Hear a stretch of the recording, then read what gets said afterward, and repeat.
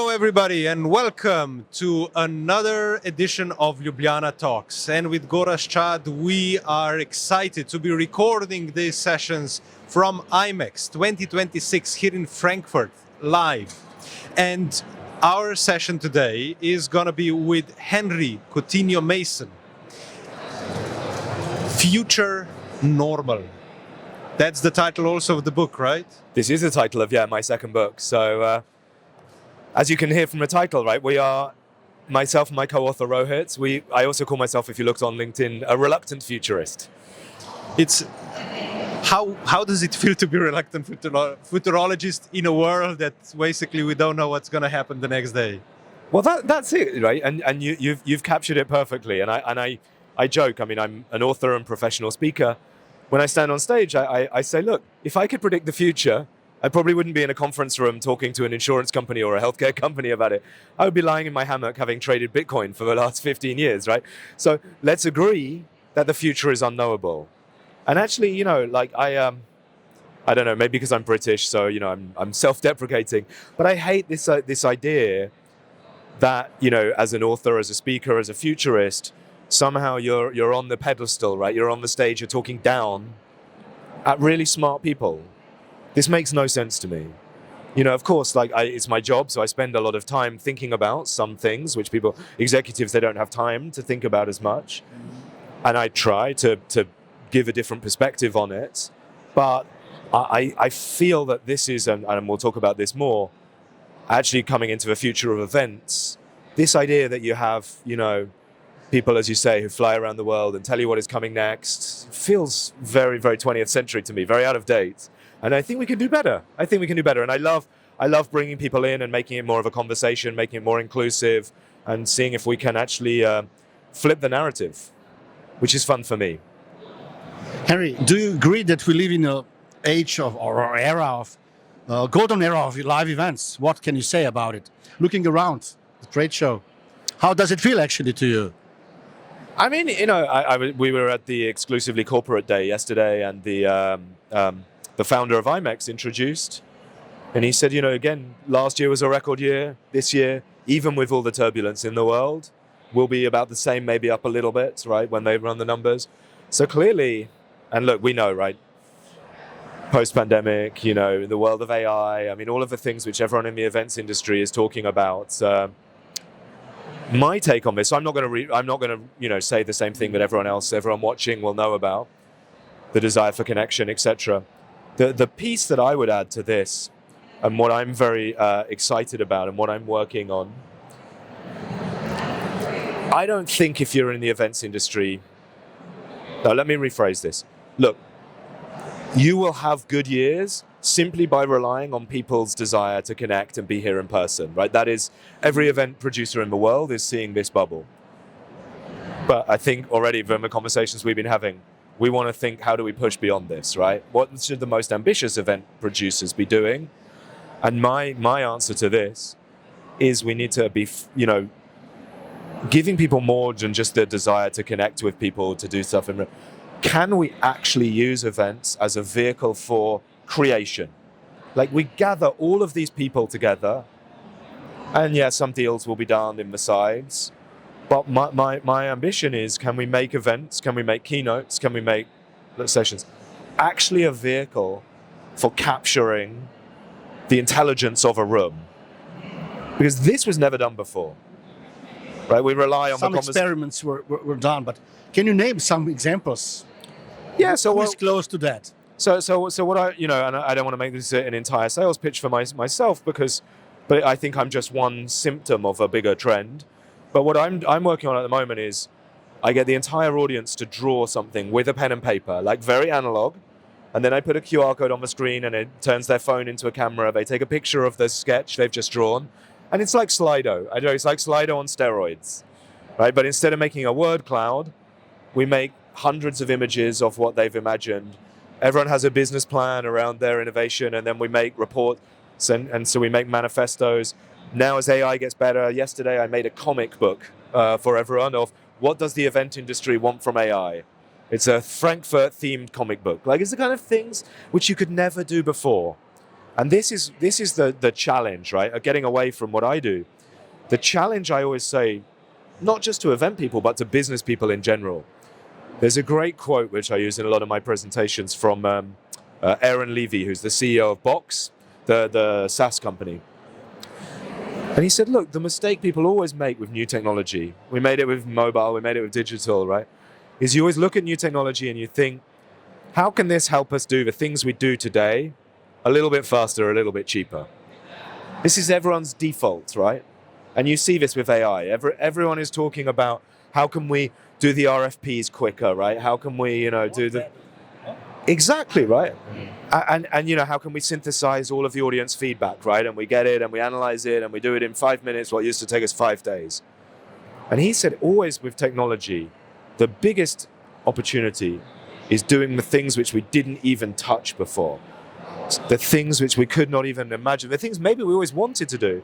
So in the context of my keynotes, I say, look, we know workshops, they used to be 30 people and 3 hours and you need a facilitator and it's expensive in time and effort and money, right? And it's small. And I say, I can now do with 300 people, or even I'm going to Lima next month to do with 3,000 people, my biggest one, 3,000 people in 30 minutes, what you used to only be able to do in 30 people in 3 hours. And that is the 10x thinking. So I always say to event people, what is the 10x thinking? Well, perhaps, did you ask the AI, what does the AI expect of our meetings? Yeah. Perhaps that's actually the way of thinking about it. How will AI see itself be incorporated? Perhaps there's potentials that we don't actually think about. Yeah, and look, we're flirting around the edges. There's so much on matchmaking. So I as I said, I asked 150 corporate event planners yesterday in IMEX, what would you want from AI? Like, I asked them to draw the dream AI solution they wish existed. And look, it won't surprise you. A lot of people drew, how do we collapse the gap between idea and delivery from an operational standpoint? How do we stop the 200 tab spreadsheet, the 3 weeks of planning? How can we do this in one afternoon, right? So that's 10x thinking. But also, I think the second top theme of what people drew was around matchmaking. How do we make it, beyond just seeing the name on people's badge? How do we really understand? And one of the examples I talk a lot about in my presentations, I love it. It's actually not event focused. It's actually a Silicon Valley startup aimed at connecting tech founders with investors. But what do they do is it's called Boardy. You can use it. It's live. Have you heard of this? Yeah. You heard of it. And what it does is you text it your phone number, and then you get a call from an AI agent. And you have a very organic, open-ended conversation with this AI agent. And it basically says 2 things. Henry, what are you working on? And what type of people would you like to meet? And you, 5, 6, 7 minutes, however you talk about it, and then you hang up. And it looks at all of the other similar conversations that it's had. And it sends, if it finds someone who may be interesting to you, it sends you an email. And it says, Henry, boom, boom, boom, this is what I heard from you.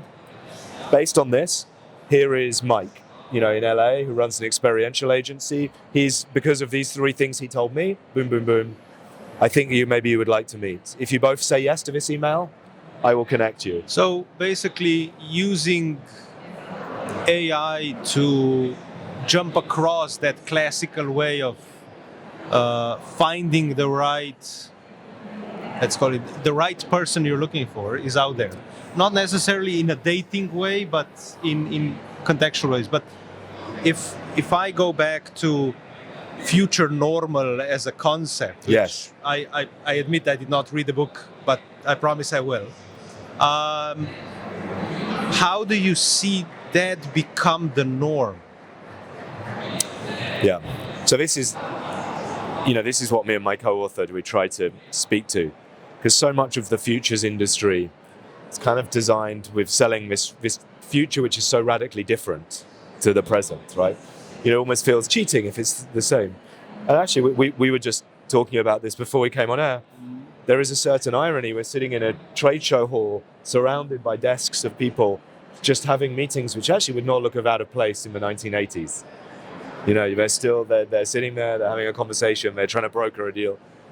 And it's one of the things, that fascinates me about the future is look, there are many things we have in our pockets, devices, which if you rewind 30 years would have seemed completely magical.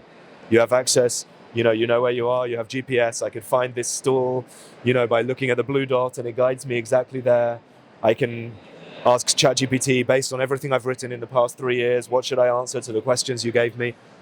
On some senses we have these magical superpowers, but in some senses actually we're still doing something which could have existed 20 years ago, right? There were still interview shows, we still like to talk, we still like to get the human perspective on it. So we joke, if we do a good job in this book, actually my son looks at me and he says, why are you even writing about this, Dad? It's so obvious. Driverless cars. We need to talk about it, yeah. Lab-grown meat, like some of these things which may be biodegradable plastic, as well as over the AI, some of the things which, the future generation will look back at us and go, why was this ever interesting? It's invisible. But imagine, Henry, that you are a time traveler, coming from future to exactly this moment here in Frankfurt. What would you say, when you walk the trade show? I know it's a strange question, but I think it's a fantastic question. Yeah. I think it's a fantastic question because it forces you to identify where are the inefficiencies, where are the behaviors which secretly we want to drop. And if we had the technological capability, we would drop tomorrow. Getting lost. Now we have GPS, right? I mean, there is actually an argument, maybe, and we've seen this. People actually almost want to get lost again, right? Because getting lost is exciting. It has this maybe it's cool, actually, at the end of the day. But in moments, maybe in controlled moments, right? So, and this is actually brings us back to a really profound point, I think, for anyone watching. Before writing books, and I write a lot about AI now, I used to run this consumer trend and innovation firm. And one of our foundational beliefs, one of our tools to spot trends was to say, I believe this to my core, humans, we are hardwired to value scarcity and value a little friction, right, if it talks about scarcity, and reject abundance.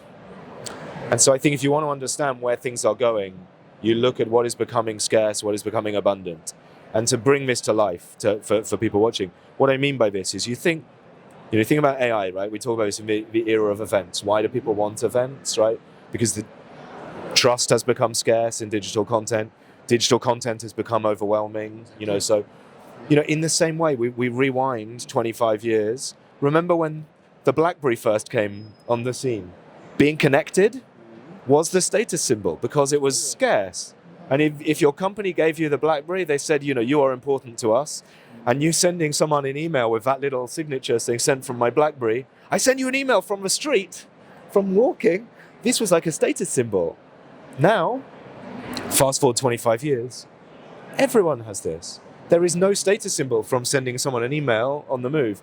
And I would argue, actually, in fact, your viewers can't see, but we're sitting at a beautiful image of the Slovenian lakes. Slovenian lakes, I apologize. The real status symbol is if you send someone an email and you say, I am on a boat for the next week. I am out of contact. I will pick up my email when I return. That is the status symbol because this is someone who is in control of their own agenda. Absolutely. And so it's flipped 180 degrees, right? And so, I think, to your point, right? What in 20 years' time, if you're a time traveler coming back, I would argue there will still be, maybe even more so, travel, getting to meet people from other parts of the world. For many people, this will still be, we will still want this. It will still be important, right? It will still be exciting to walk into a hall and to meet people from all over the world and to learn something and, to develop as a person. Will you want to do the boring stuff of the meeting follow-ups? The like we said, the RFPs, like all of this stuff. The jobs, the tasks, the things which sap our energy. Hopefully, much of this will be handled by AI. Very, very, very interesting points you touched, actually. But I want to ask you about the rituals we are using. For example, panel discussions. This is a typical ritual which is very boring, especially if there is a bunch of men of my age actually talking about something, you know? So how can AI help us to improve such formats, you know, and such rituals, which are with us from the caves, actually, somehow. Not all of them, but many of them. Or from Greek times, or from Roman times. You know, just to push back on you a little bit there, because this is exactly what people don't do enough on in panels, is they just agree, right? And this is boring for everyone. And actually, I did a format the other day with a friend of mine. She runs a company called DebateMate. It's a wonderful company. They started as a social enterprise, teaching underprivileged kids, going into schools in deprived areas, teaching them the skill of debating, right? As a way of building confidence, building the soft skills. And so she said, you know, we had a debate about AI, whether it makes us more or less human. But the format was what was so interesting, because she said to us, what I really want you to do, and what makes a better debate, so it's a very structured thing. You have 3 minutes, each person, you make an argument, then the opposition makes an argument in reverse, then you do, so 2 people on each team, and then you sum it up and you ask the audience to vote. But she said, what makes the best debate is when you argue the opposition side to what you actually believe, because it forces you to rehearse, right? So I would push back. I don't think this is an AI question. You know, I think this is just a format question, right? It's because, look, people are lazy. No, sorry, I'll rephrase that. People are busy. So they do something which is convenient for them, which allows them to be lazy, which allows them to not prepare, which allows them to turn up and say the things which they talk about. And if you force people to argue something which they don't necessarily believe in, they have to do some work. But you know, it's more interesting for the audience. It was way more interesting for the speaker as me, because I had to really think, and I learned so much. But it requires more work. And this is the challenge, right? Because we know many events are filled by people, sponsors who have paid to be on that panel, so we don't want to piss them off. And so they give them an easy option. But isn't that actually something inherently human that we actually see with AI? Because I think when you... Wow, this is crazy. When you put so many different people at a stage, it's getting really loud all of a sudden. But I think you get to the same effect as with AI, and that is that you get out an average result. So when you're when you're talking with people and you're trying to get them to come out of that shell that everybody sits down behind the table and looks at somebody on the stage and goes, I wonder if that person will be engaging to me. How do you see this evolve? And how do you see it actually bring that? How can we make it better and more efficient? Well, I think it's really funny, right? You at the closing of your question was, how do we make it better and more efficient? And I would argue those are two very different things. And this is, I think, you know, a huge question for everyone. Are you in the business of efficiency? And many times we are with AI, right? This is one of the things I really talk a lot about in my talks. Is I think this is the easy answer. It's the obvious thing. And look, I get it. We are used to. If you think about spreadsheets as being the kind of, you know, the typical artifact of the last 50 years of computing. And they are efficiency machines. You know, you can manage data, a huge volume. But I think generative AI is not like this. Well, but my efficiency was more about if you're on stage, how do you get to the crowd to open up in a more efficient way? More that part. So okay. Not fine. So maybe I did you a disservice. I think, you know, it's really effectively. Yes. Look, I think it starts from, and you've touched on it, right? It's the business model. It starts from who is your boss as an event producer? Because I would argue, right, as a speaker, and I'm, you know, oversimplifying, my boss is the audience because I need to give them an amazing experience, right? So everything I do is in service of them. Now, look, In reality, my real boss is the client, the organizer, right? But who is your boss as an event organizer? Often, it should be the audience, but most of the time, or much of the time, it's the sponsor. And that is the problem. It's not a question of the tools, it's a question of the incentives, the economic incentives. It's a question of the business model. Because, I would argue, right, I spend my life at conferences. As I said, I'm a speaker, but 90% of them, I'm paid to be there. It's my job. The events I actually go to, myself as a participant, often it's the smaller community-led events. There's maybe no agenda. I go because I believe really in the authenticity of maybe it's a friend who's organizing it. I'm sure you have the same, right? It's you don't go to big conferences like this, right? Because actually you want to go with your peers to learn something. So it all starts from understanding, I think, what is the real job to be done of the conference, of the session, of the person in the audience. Look, the reality is, we're sitting here at IMEX. I mean, for those people who are watching who know IMEX, 90% of attendees to IMEX are not here to listen to people like me. They're not here for content. They're here to do deals around the thing. So you have to understand that, right? And you have to understand. So, but I do think more event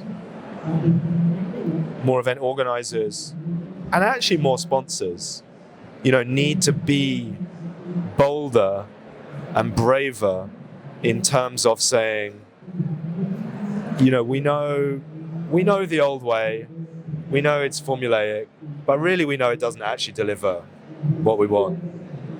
But which industries are those we can learn something? They're doing better than we are doing. Experience design, for example. Well, experience design, I mean, this was my entire business for 10 years, was in the trend watching world, was trying to help people understand that actually looking to adjacent categories, looking to adjacent world.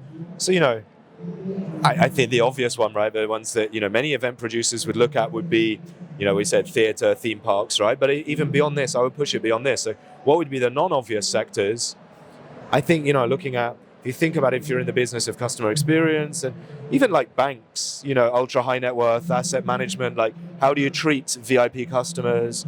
Again, airlines are the obvious one, but even healthcare, how do you take someone, there's some people doing really interesting work in healthcare, how do you make an experience which is ultimately very scary and people are not looking forward to, how do you make this enjoyable? We were talking about sustainability in the past. So obviously this is a really interesting, I am fascinated by biophilic design and, people in this space. Because I think, the non-obvious sectors I would point towards is things like healthcare and health and well-being. Because I was having a conversation with someone last night, again, who was saying the entire event industry is often designed on the assumption that people show up with their best self. And the reality is, we know people are jet lagged. They've been maybe out to a party last night, right? So again, how do you design an experience for someone who is absolutely not at their best? Maybe they're hungover, as I say, they're jet lagged, they're tired, but even on a less flippant, English is not their first language, so maybe they don't even understand, they don't know. So how do you design for discomfort? I think there's people in there, as I said, in the healthcare industry are doing a lot of work around this, and I'm sure there is conversations that could be had, which probably are not being had. Henry, what is the buzzword of this year for you in this industry or outside? I mean, for me personally, the buzzword that I'm trying to, again, AI is the obvious one, but it's actually co-creation for me. And as I say, the drum that I am trying to beat is stop looking at your events as a moment to broadcast or a moment to transmit your marketing. I often say to event people, that I was in with smart meetings over in Idaho a few months ago, and we were talking about the budget pressure that every event producer finds themselves under. And I said, look, I understand it, but I also think it's an excuse, right? The corporate event people, I get it, but really the root of that conversation is you are not able to convince your C-suite that you are delivering enough value.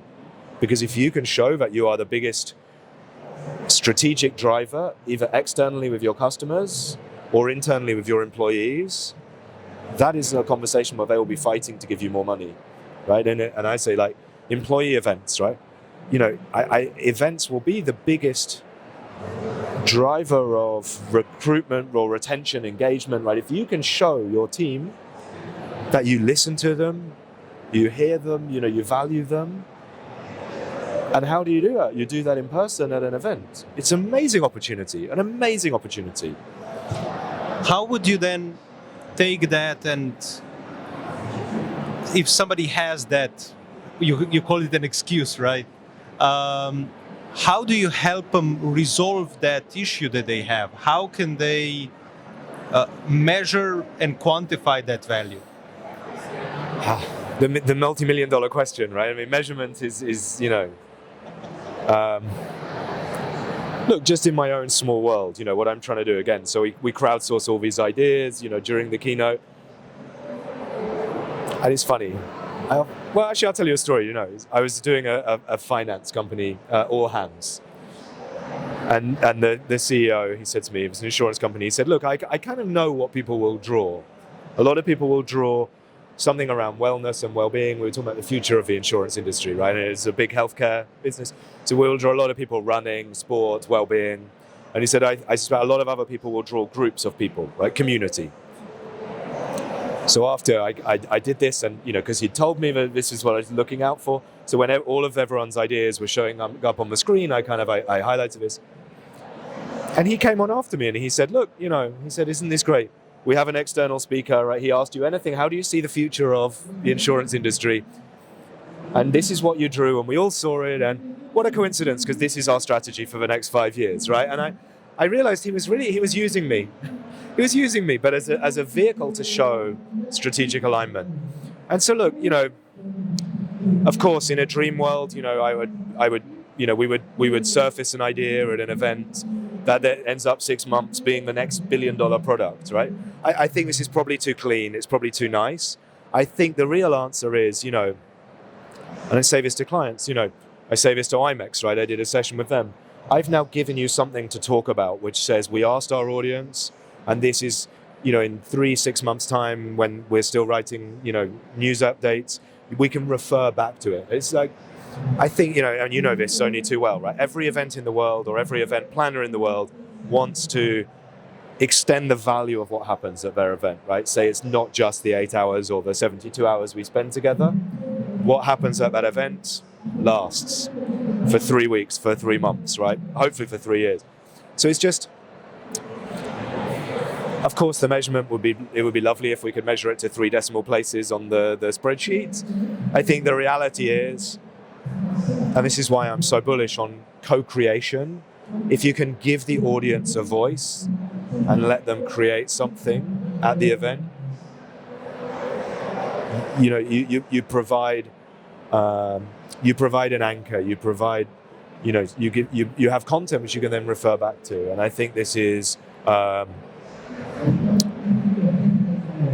that's my angle. I think there's still more to be done around connection and relationships, of course. I mean, this is the other $1 million question, right? How do you capture them, and how do you sustain them and extend them?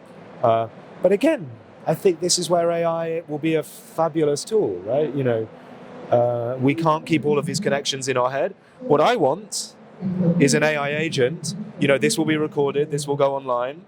I want someone, and I'm sure this was being built, that when you make a post in 6 months' time about something, the AI agent scans, everyone I've spoken to, scans what you're posting about, it scans what I'm posting about, and it knows the transcript of this call and says, remember that conversation you had in Frankfurt? That for sure exists already. It's coming, but it's just making it seamless, right? And this, I think, is the big opportunity, actually, going back to what we were talking about before.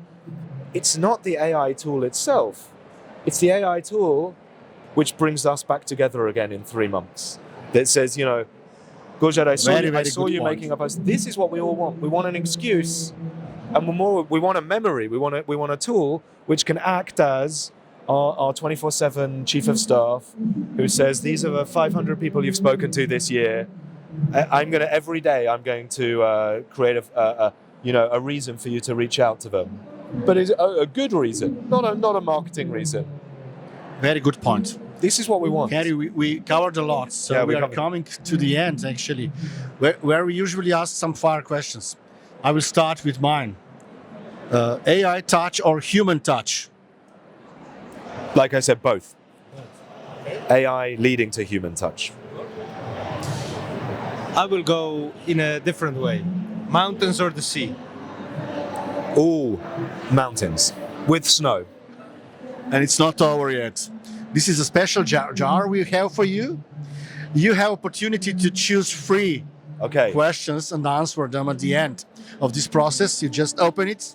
Yes. Am I asking you can the shake questions? it, Am you I? know. No, I will. No, It's your own fate. Okay. I have no. You 3. need to read it and comment it. What should disappear from conference stages forever? I love this.